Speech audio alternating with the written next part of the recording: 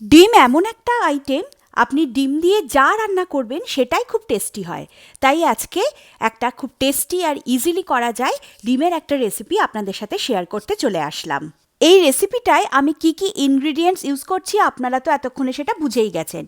সবার প্রথমে একটা ফ্রাই প্যান বসিয়ে তাতে সর্ষের তেল দিয়ে তাতে নুন, হলুদ আর অল্প করে কাশ্মীরি লঙ্কার গুঁড়ো দিয়ে ভালো করে তেলের সাথে মিশিয়ে গরম করে নিতে হবে। আর এই রেসিপিটার জন্য সর্ষের তেলই কিন্তু ইউজ করলে সব থেকে ভালো হবে। এরপর তেলের মধ্যে আগে থেকে হাফ করে কেটে রাখা সেদ্ধ ডিমগুলোকে সাজিয়ে দেবো এবং ভাজতে দেব। এদিকে ডিম ভাজার সাথে সাথে আমাদের একটা মশলা করে নিতে হবে। দু রকমের সর্ষে, পোস্ত, নারকেল কোড়া, নুন, কাঁচা লঙ্কা আর কয়েকটা রসুনের কোয়া দিয়ে ভালো করে মশলাটা করতে হবে। আপনারা কিন্তু সাদা সর্ষে বেশি দেবেন, কালো সর্ষে কম দেবেন, না হলে কিন্তু তিতো হয়ে যাবে।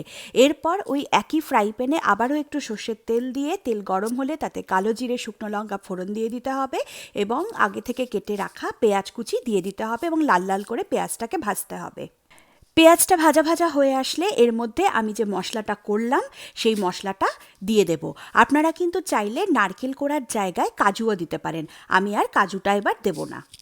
এরপর 2-3 মিনিট ধরে মশলাটাকে ভালো করে কষাতে হবে। মশলাটা কষানো হয়ে গেলে যখন দেখবেন রসুনের কাঁচা গন্ধটা চলে গেছে তখন তার মধ্যে দিয়ে দেবেন হলুদ গুঁড়ো আর দিয়ে দেবেন লঙ্কা গুঁড়ো। এরপর মশলাটা থেকে তেল ছেড়ে আসলে এর মধ্যে একটু একটু করে গরম জল দিতে থাকবেন। একসাথে জলটা দেবেন না, তাহলে কিন্তু টেস্ট চলে যাবে। একটু একটু করে জল দেবেন আর একটু একটু করে কষাবেন। তারপরে আপনারা যতটা গ্রেভি খাবেন সেই রকম একটা গ্রেভি তৈরি করে নেবেন। আর এর মধ্যে সবার শেষে দিয়ে দেবেন টমেটো এবং টমেটোটা দেওয়ার পর একটুখানি ঢেকে দিতে হবে।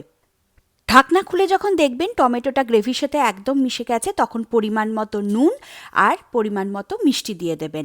নুনটা বুঝে দেবেন, কেননা আগে তো আমি মশলা বাটার সাথে নুনটা দিয়েছি, সেই বুঝে পরের নুনটা দিলাম।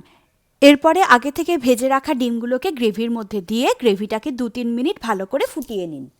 গ্রেভিটা ফোটানো হয়ে গেলে এর ওপর দিয়ে ছড়িয়ে দিন ধনেপাতা কুচি আর কাঁচা লঙ্কা, আর সবার শেষে ওপর থেকে দিয়ে দিন বেশ খানিকটা কাঁচা সর্ষের তেল।